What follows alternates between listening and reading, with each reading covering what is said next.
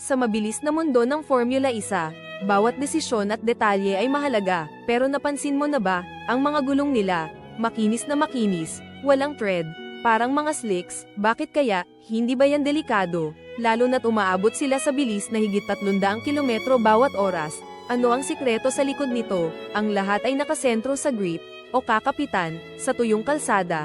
Ang mas makinis na gulong ay nangangahulugang mas malaking contact patch nito sa aspalto. Ibig sabihin, mas maraming goma ang direktang dumidikit sa kalsada. Nagbibigay ito ng pambihirang kapit na nagpapahintulot sa mga F1 car na bumilisan, lumiko ng matindi, at magpreno ng mas mabilis. Ginawa ito para sa sukdulang performance at bilis sa track, ngunit may kapalit ang disenyong ito. Sa basang kalsada, iyan ang malaking kahinaan ng S-Lec na gulong. Dahil walang tread grooves na magtutulak ng tubig palayo, madali silang mag-aquaplane, nawawalan ng kapit. Dito pumapasok ang estratehiya ng mabilisang pagpapalit ng gulong. Naging mahalaga rin ang pagdevelop ng iba't ibang compounds ng goma para sa bawat kondisyon, mula sa malambot para sa mabilis na lap hanggang sa matigas para sa mas matagal na karera. Ang simpleng gulong, bumubuo pala ng isang komplikadong agham sa likod ng F1.